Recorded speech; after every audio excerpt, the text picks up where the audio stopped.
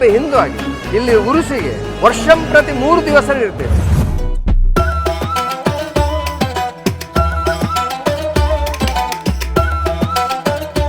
ಅಲ್ಲ, ಯೇಸು, ರಾಮ ಒಂದೇ ಗಾಲಿಯನ್ನು ನಾವು ಸೇವಿಸ್ತೇವೆ.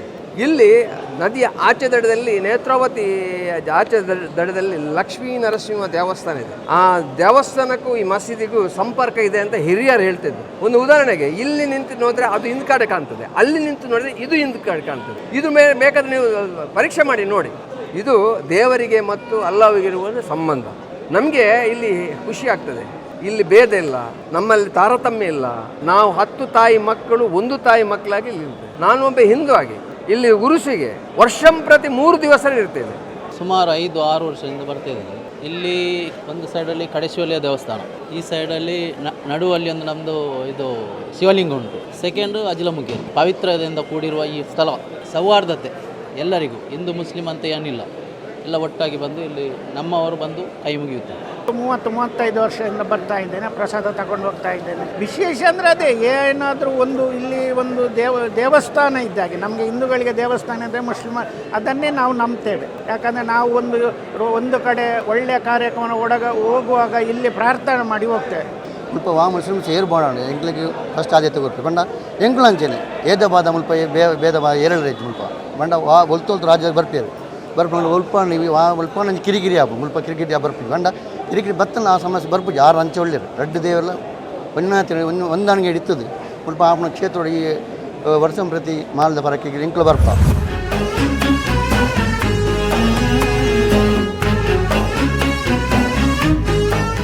ಇಲ್ಲಿ ಸೌಹಾರ್ದತೆಗೆ ಏನೂ ಕೊರತೆ ಇಲ್ಲ.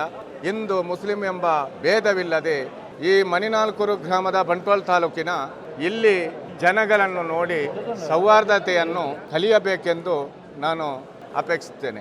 ಮಾತ್ರ ಬತ್ತು ಕೈ ಮುಗಿದು ಹೋಗ್ತೇನೆ ಮತ್ತು ಒಯ್ಕ ಮಾತ್ರ ಫರಕ್ಕೆ ಬಣ್ಣಲ್ಲ ಹಿಂಗೆ ಹೋಗಿ ಕೃಷಿ ಮನ್ಪಲ್ಲ ಐಕೆ ಒಂದು ಫರಕ್ಕೆ ಬಣ್ಣ ಉಂಟು ಇನ್ನು ಫಲ ಉಂಟು ಮನ್ಪ ಬಣ್ಣ ಹಿಂಗೆ ಒಂದು ಹೂವನ್ನ ಇದು ಹಿಂಗೆ ಕೃಷಿ ಮನ್ಪ ಬಜ್ಜಿ ಆತು ಬಚ್ಚಿರ ಹೂ ಮಂತಲ್ಲ ಆಯ್ತು ಫಸ್ಟ್ ಫಲ ಇದೆ ಕೊರಪ ಹಿಂಗು ಬಣ್ಣ ಇಂದು ಮುಸ್ಲಿಮನ ಆತು ಮಾತ್ರ ಒಂದೇ ಲೆಕ್ಕ ಅದು ತೂಪ ನಮ್ಮ ಹಿಂದಿನಾಗಲೇ ಮಾತ್ರ ಪ್ರಥಮ ಪ್ರಾಧಾನ್ಯತೆ ಕೊರಪೇರು ದಯಬಣ್ಣ ಅಕ್ಕಲೆ ನಮ್ಮ ಅಕ್ಕಲೇ ಬಣ್ಣದು ಅಕ್ಕಲೆ ಬಣ್ಣ ಕ್ಯೂಟ್ ನಮ್ಮ ಅಕ್ಕಲೆ ಗಂಡ ಎಂಗ್ಲಾಕ ಗಂಡ ಕ್ಯೂಟ್ ತಲ ಉಂಟಾಗಿ ಡೈರೆಕ್ಟ್ ಬತ್ತು ಬೋಲಿ ನಾನು ಎಂತ ಯಾರ ಕೇಳಿದ್ರೆ ನನಗೆ ಇಲ್ಲಿಂದ ನಾವು ವಾರಕ್ಕೆ ಕೂಡ ಕೊಡ್ತೇವೆ, ಇಲ್ಲಾದರೆ ಕೋಪಣ ಮಾಡ್ತೀವಿ. ಸರ್ ಇಲ್ಲ, ನಾವು ವಾರಕ್ಕೆ ಕೊಡ್ತೇವೆ.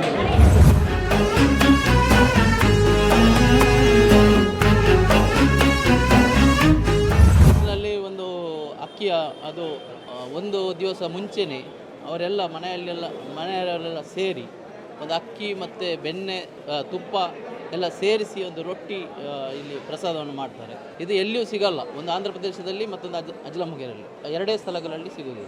ಈ ಮಾಲಿದ ಅನ್ನುವಂತಹದ್ದು ಅದು ನೀವು ಅದರ ಇತಿಹಾಸವನ್ನೊಮ್ಮೆ ಪರಿಶೀಲಿಸುವುದಾದರೆ ಅದು ಸುದೀರ್ಘವಾದ ಯಾತ್ರೆಯನ್ನು ಯಾರು ಕೈಗೊಳ್ಳುತ್ತಾರೆ ಅವರು ತಮ್ಮಲ್ಲಿ ಇರಿಸಿಕೊಳ್ಳುವಂತಹ ಒಂದು ವಿಶಿಷ್ಟವಾದಂತಹ ಒಂದು ಖಾದ್ಯ. ಯಾಕೆಂದರೆ ಅದು ಸುದೀರ್ಘ ಕಾಲ ಯಾವುದೇ ಕೇಡು ಬರದಂತಹ ರೀತಿಯಲ್ಲಿ ಸೂಕ್ಷಿಸಿಡಲು ಸಾಧ್ಯವಾಗುತ್ತದೆ. ಹಜರತ್ ಸೈಯದ್ ಬಾಬಾ ಫಕ್ರುದ್ದೀನ್ ರವರು ಇರಾನ್ನಿಂದ ಬರುವಂತಹ ಸಂದರ್ಭದಲ್ಲಿ ಆ ಭಕ್ಷ್ಯವನ್ನು ತನ್ನಲ್ಲಿರಿಸಿಕೊಂಡಿದ್ದರು. ಯಾತ್ರೆಯ ಮಧ್ಯೆಯೂ ಕೂಡ ಆ ಭಕ್ಷ್ಯವನ್ನು ಅವರು ತಯಾರಿಸಿ ಅವರು ಸೇವಿಸ್ತಾ ಇದ್ದರು. ಅದು ಅವರ ಇಷ್ಟ ಭಕ್ಷ್ಯವಾಗಿತ್ತು. ಅದನ್ನು ಪರಂಪರಾಗತವಾಗಿ ನಾವಿಲ್ಲಿ ಮಾಡ್ತಾ ಬಂದಿದ್ದೇವೆ. ಟೆಕ್ನಾಲಜಿಗಲಿ ಮುಂದುವರೆದಿದೆ. ಇವತ್ತು ಆ ಭಕ್ಷ್ಯವನ್ನು ಪುಡಿ ಮಾಡುವಂತಹ ಯಂತ್ರಗಳು ಕೂಡ ಇದೆ. ಆದರೆ ಪರಂಪರಾಗತವಾಗಿ ಒನಕೆಯಿಂದ ಕುಟ್ಟಿ ಹೊಡೆದು ಅದಕ್ಕೆ ತುಪ್ಪ ಹಾಗೂ ಸಕ್ಕರೆಯನ್ನು ಸೇರಿಸಿ ವಿಶಿಷ್ಟವಾದಂತಹ ರೀತಿಯಲ್ಲಿ ತಯಾರು ಮಾಡುವಂತಹ ಒಂದು ಪದಾರ್ಥವೇ ಮಾಲಿದ. 800 ವರ್ಷದ ಇತಿಹಾಸ ಇರುವಂತಹ ಇಲ್ಲಿಯ ಮಸೀದಿ, ಇದನ್ನು ಸ್ಥಾಪನೆ ಮಾಡಿ ಇಲ್ಲಿಯ ಸೌಹಾರ್ದತೆ, ಇಲ್ಲಿಯ ಎಜುಕೇಷನ್, ಇಲ್ಲಿಯ ಸಾಮಾಜಿಕ ಸೇವೆಗಳಲ್ಲಿ ಮುಂಚೂಣಿಯಲ್ಲಿದ್ದಂತಹ ಇರಾನ್ನಿಂದ ಇಲ್ಲಿಗೆ ಈ ಒಂದು ಉತ್ತಮವಾದ ಲಕ್ಷ್ಯದಿಂದ ಬಂದಂತಹ ಹಜರತ್ ಸೈಯದ್ ಬಾಬಾ ಫಕ್ರುದ್ದೀನ್ ಖದ್ದಸಲ್ಲಾಹು ಎಂಬಂತಹ ಆ ವಲಿ, ಆ ಸಂತ ಪುರುಷರ ಹೆಸರಲ್ಲಿ ನಮ್ಮ ಈ ಮಸೀದಿ ಇದೆ. ಅವರ 753ನೇ ಉರೂಸ್ ಈಗ ನಾವು ನಡೆಸ್ತಾ ಇದ್ದೇವೆ. ವರ್ಷ ಪ್ರತಿ ನಡೆಸುವಂತಹ ಉರೂಸ್ ಆಗಿರ್ತದೆ ನಮ್ಮ ಈ ಉರೂಸು.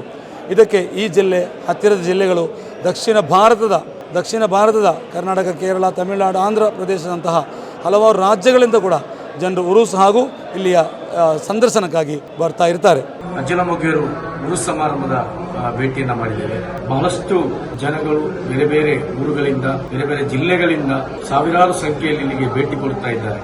753ನೇ ವರ್ಷದ ಈ ಒಂದು ಗುರು ಸಮಾರಂಭ ಏನಿದೆ ಈಗಲೂ ಕೂಡ ಎಲ್ಲ ಧರ್ಮಗಳ ಅದಿರುಗಳನ್ನು ಮೀರಿಕೊಂಡು ಸೌಹಾರ್ದಯುತವಾಗಿ ಶಾಂತಿಯುತವಾಗಿ ಎಲ್ಲರನ್ನ ಒಳಗೊಂಡು ನಡೆಯುತ್ತಾ ಇದೆ. ಖಂಡಿತವಾಗಿಯೂ ಈ ಒಂದು ಸಂದರ್ಭದಲ್ಲಿ ನಾವಿಲ್ಲಿ ಬರುವುದಕ್ಕೆ, ಇಲ್ಲಿ ಭಾಗವಹಿಸುವುದಕ್ಕೆ ತುಂಬಾ ಸಂತೋಷವನ್ನು ವ್ಯಕ್ತಪಡಿಸುತ್ತೇವೆ. ಅದೇ ರೀತಿಯಲ್ಲಿ ಈ ಸುಫಿವರಿಯರ ಈ ಐತಿಹಾಸಿಕವಾದಂತಹ ಈ ಸೌಹಾರ್ದತೆಯ ಈ ಪರಂಪರೆ ಏನಿದೆ ಇದೇ ರೀತಿ ನೆಲೆಗೊಳ್ಳಿ ಇಲ್ಲಿರುವ ಭೇಟಿ ನೀಡುವವರಿಗೆ ಅವರು ಯಾವ ಉದ್ದೇಶದಲ್ಲಿ ಭೇಟಿ ನೀಡುತ್ತಾ ಇದ್ದಾರೆ ಅದನ್ನು ಸರ್ವಶಕ್ತನ ಅಲ್ಲಾಹನು ಈಡೇರಿಸಿಕೊಡಲಿ. ಈ ತುಳುನಾಡಿನ ಹಿಂದೂ, ಮುಸ್ಲಿಂ, ಕ್ರೈಸ್ತ ಎಲ್ಲ ಧರ್ಮದವರಿಗೆ ಇದೊಂದು ಮಾದರಿಯುತವಾದಂತಹ ಊರಾಗಿತ್ತು, ನೆಲೆಯಾಗಿತ್ತು. ಅದೇ ರೀತಿಯಲ್ಲಿ ಇದನ್ನು ಮುಂದುವರಿಸಿಕೊಂಡು ಹೋಗಲಿಕ್ಕೆ ಎಲ್ಲಾ ವರ್ಗದ ಜನಗಳು ಮುಂದೆ ಬರಬೇಕು. ಇನ್ನು ಮುಂದಕ್ಕೂ ಅಜಿಲ ಮೊಗರು ಮಸೀದಿ ಇನ್ನಷ್ಟು ಈ ದರ್ಗಾ ಬೆಲೆಯಲ್ಲಿ ಒಳ್ಳೆ ಕಲೆಕಾರ್ಮಿಕ ಬರಲಿ ಎಂಬ ಆಶಿಸುತ್ತೇನೆ.